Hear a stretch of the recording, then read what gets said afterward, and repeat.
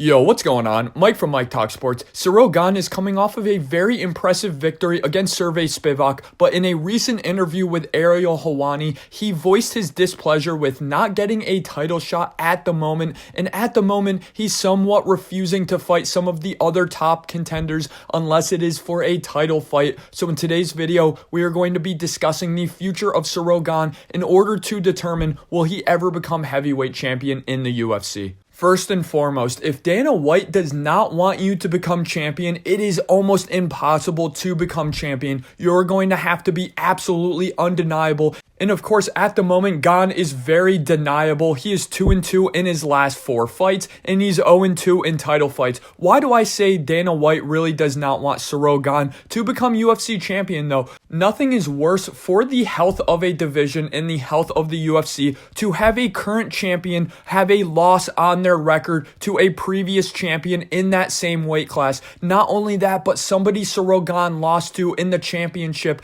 is somebody who is fighting for a rival promotion in the PFL. I'm of course alluding to Francis Ngannou and Jon Jones, and of course once Jon Jones, the GOAT of the sport, and once he's crowned GOAT of heavyweight as well, if he does beat Stipe Miocic, it is a bad look on the UFC if the next champion is a guy who already lost to Jon Jones. That mystique of, oh, could he have beaten the previous guard is no longer there, as Ciryl Gane, we know for a fact he could not beat the older guard of the heavyweight division. Now, Ciryl Gane does touch upon a market that really is untapped for the UFC at the moment, and I am of course talking about France, but other than that, he really is not all that marketable. He's not that big personality on the mic you like seeing out of some champions, and overall, he's a pretty quiet to himself guy. So I would be outright shocked if Dana White wants Ciryl Gane to actually become champion. So now the question remains, could Ciryl Gane become absolutely undeniable in order to get a title shot? And if he does get a title shot, can he win that shot? Well, there's a couple of guys in front of him that undeniably will get a title shot before Ciryl Gane is. And I'm of course talking about Stipe Miocic, who is currently going to fight for the heavyweight title, Sergey Pavlovich, Tom Aspinall, and even Jailton Almeida once he makes quick work out of Curtis Blades. The dream scenario, honestly, for Ciryl Gane is if Stipe and Jon Jones both retire after their fight, and then for the vacant belt, it will be Sergey Pavlovich versus Tom Aspinall. This is a dream matchup for Ciryl Gane because one of the two will cancel each other out. So as long as that other guy remains champion, then the other one basically is eliminated from the title picture, and then Ciryl Gane has that mystique of never facing Sergey Pavlovich or Tom Aspinall.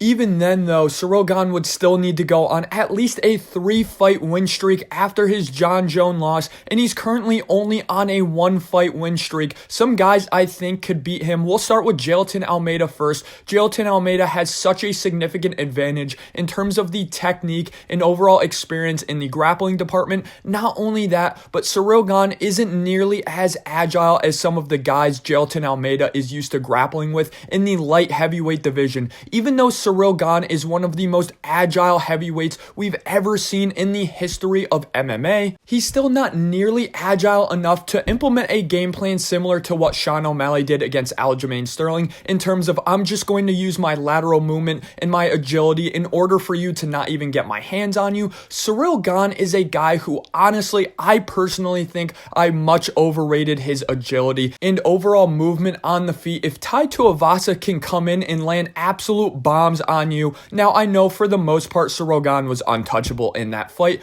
but even then, Tai Tuivasa, who's really struggled against lengthy fighters, if he can come in on you and land some bombs, then Jailton Almeida, with his nice footwork and nice agility, should at some point be able to get his hands on Ciryl Gane, and if he does, the fight is probably over, similar to what happened against Jon Jones. Ciryl Gane simply is not good enough in the grappling department to survive against a high-level grappler like Jailton Almeida. I know he just did it against Sergey Spivak and looked very good with his counter grappling, but Jailton Almeida and Jon Jones are just on a different level when it comes to the grappling department. Now, if he faces Sergey Pavlovich, this is a very tough matchup for him, as he's really never faced a guy who can really match him in terms of the length and overall striking ability on the feet. Especially when it comes to that hand speed, that's something that Ciryl Gane really is not used to. And at the end of the day, can I see Ciryl Gane picking at Sergey Sergey Pavlovich from range? Somewhat, yes, but at some point in the fight, again, if Tai Tuivasa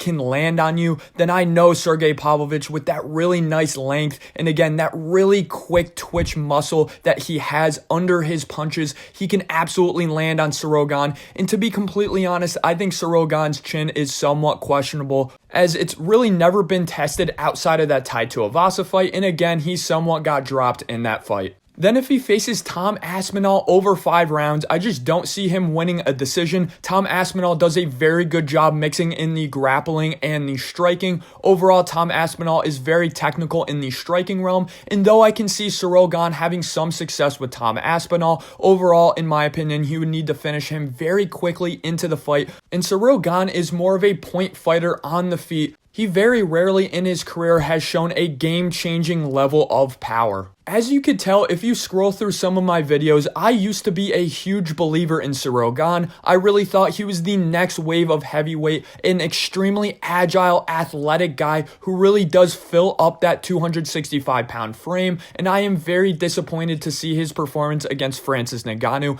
and against Jon Jones. Overall, though, I still think he is a top 5 fighter in the division very clearly, and honestly, I do think at some point he goes on a 3 or 4 fight win streak. And I do think at some point in his career, he does reach a title again. So I do think he'll reach that 3rd title shot, but I do think he will go 0-3 in his career with title opportunities. The mindset just seems as though it is not there from Ciryl Gane, as you guys could tell in the Ciryl Helwani interview. It's very concerning seeing the mindset that he has. He really is convinced that he's deserving of a title shot, when in reality, the vast majority of people in his situation would put their head down and work. It really reminds me of when Jan Blachowicz lost his title, and he basically put his head down and said, hey, I will win 3, 4, 5 fights in a row until I personally feel like I'm deserving of a title shot, no less when the UFC feels as though I'm deserving of a title shot. And Ciryl Gane certainly is not on the same page as the UFC, and the UFC is consistently going to pass up on him for other guys who have never lost to Jon Jones or Francis Ngannou. Thanks for listening to today's video of Mike Talk Sports. Let me know in the comment section below, do you agree with my take that at some point Ciryl Gane will have his 3rd title fight opportunity, but he will lose in that title fight? If you enjoyed today's video, I really appreciate it. Smack that like and hit subscribe.